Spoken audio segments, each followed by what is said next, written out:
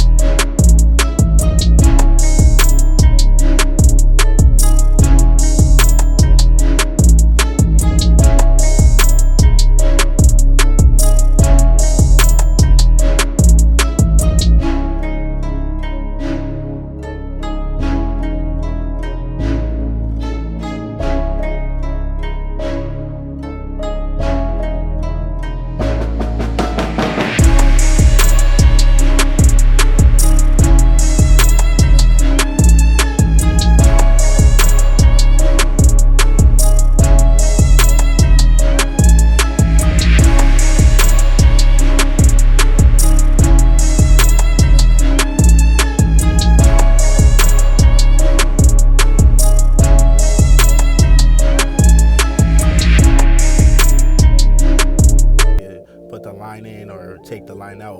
Always use light strokes, because the harder you push when putting in the guideline, it's going to be harder to take out. And by you doing that, you just create more work, and you're probably not going to be able to get that line out. So whenever you fading or putting in the guideline, just always make sure you're using light strokes.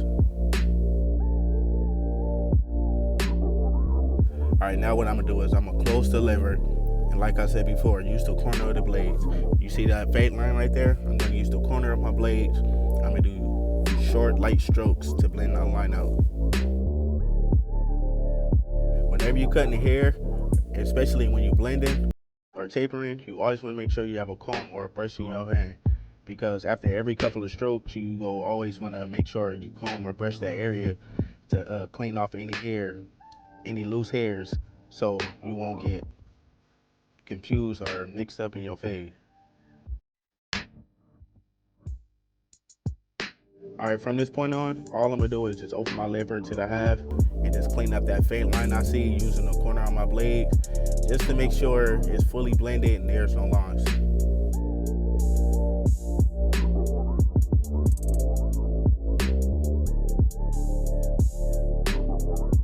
All right, from this point on, I'm gonna pretty much be doing the same thing as I did with the zero guard and using without the guard. Just put my one guard on, and I'm gonna open the lever to a 1.5, go up like about 1 inch to 1/2 inch, flick out, close the lever to a 1, clean that line up, and then I'm gonna just be using my zero guard and taking the guard off just to clean that line up. And then after that, I'm gonna put the actual 1.5 guard on that they have for walls and just further blending and making sure there's no lines.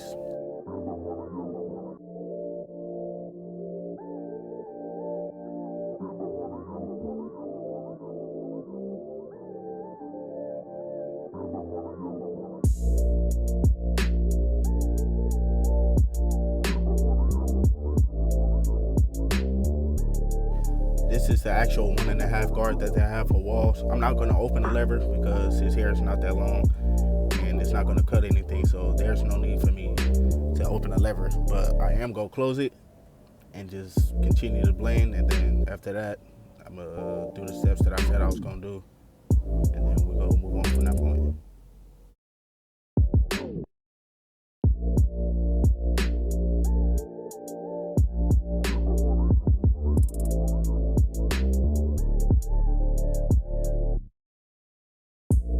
Alright, these right, my wall detailers, they are sharpened and adjusted. I have 2 pair. I have one for balding and one for lining. These I use for balding because I don't have any balding clippers. I mean, these get the job done, but I prefer to have balding clippers just for the fact so I won't have to keep buying blades for my detailers and doling the blade out. It's just better to have wall balders so it can make your job easier and you ain't gotta keep adjusting the blade or anything. But this is the holding spray that I use, Trust Me holding spray. They have 5 different levels. I bought all 5 just to see which one works best for me. They all work pretty good for me, so any level is good. But I'm gonna just spray this on his hairline because he haven't got his hair cut in a while and his hair is like really frizzy in the front. So I'm gonna just spray it out down there and just brush it in so his hair can lay down so it can be easier for me to line up. I'd advise any barber that's out there to use holding spray. It will make your life so much easier. I mean, you wouldn't have to worry about keep brushing or combing the hairs down to line it up. If you spray the holding spray on there, it's going to hold in place and it's going to lock in place. And it's going to be that much easier for you to line up and you'll get a crispier line. You guys see where I'm pointing out at on his hairline? That little part you see in the middle of his hairline, that's a widow's peak. That's just excess hair growing over his hairline. So when I line up, don't think I'm pushing his hairline back. Or even if you have a client like that and you scared to line that part up, don't be scared because that's just excess hair that's hanging over and you're gonna have to cut that off in order to get the hairline straight.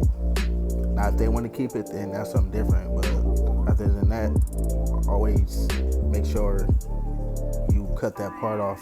And whenever you cut someone's hair, you always start in the middle. Always start in the middle of the hairline and then work your way out to the left or the right, whichever way you feel comfortable going with. And as you guys can see, it looks like he has a part in his head, but that's not a part, that's from the cowlick. From earlier in the video when I was telling you guys I was cutting in different ways and combing different ways to make sure I cut the hair the way it grows.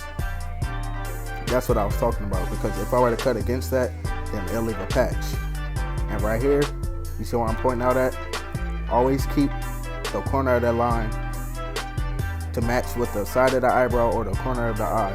If you go past that, then you know you went too far. I mean, of course, if someone's hairline is past that naturally, then you have to do what you have to do. But in this case, since his hairline is not like that, you always want to make sure you match it with the corner of the eyebrow or the corner of the eye. Those are your guidelines. Those are your points you can use.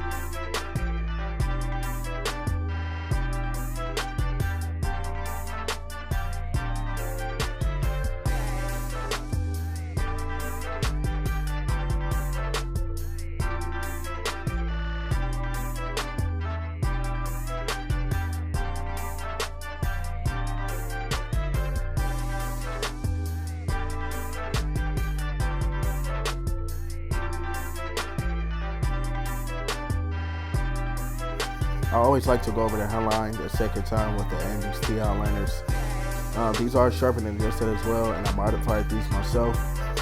The reason for me doing that is because it's easier for me to get around the mustache area or the ear area, so it won't irritate the nose or the ears whenever I'm going over those areas with these clippers. But I just like to do this because it gets a cleaner and crispier line, and it gets any hairs that the wall detailers didn't get. You don't have to do it, but it's just something I like doing. This is the straight razor I use and the blades that I use whenever I line my clients up with the straight razor. But if you don't know how to use the straight razor, I advise you to learn how, because the straight razor is what's gonna make your hairline pop and bring the haircut out even more. And it's gonna clean up them little hairs that your T-liners or edgers didn't pick up. So if you have to use a balloon or a doll head or use a family member without putting a razor in it, practice with that.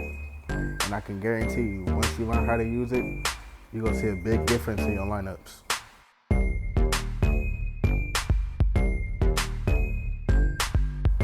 This is one of the methods that I like using. Whenever I cut a haircut like this or cut a person with waves, I always make sure after the cut I go over it with my foil shaver, or I use my shears, or sometimes I even freehand. But this right here is a great technique to trim those little hairs down or get them little fringes from off the top of the head. By you doing this, it's gonna take your haircut to a whole nother level, and it's gonna have a whole new look. So I advise you guys, if you want to, you don't have to, but if you want to, this is a good way to cut them little hairs down and give the haircut a cleaner look.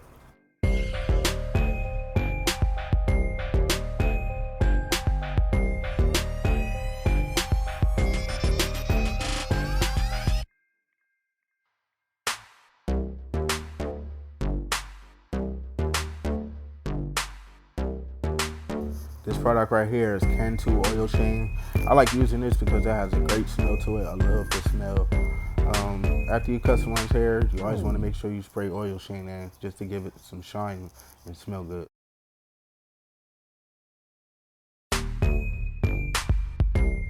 This is pretty much the end of the cut, you guys.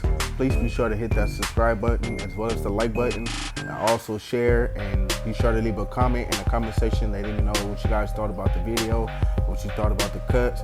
I will be dropping more videos, so please bear with me and be patient. Follow me on Instagram at DQ the Barber, and stay tuned for the next video. I'm out.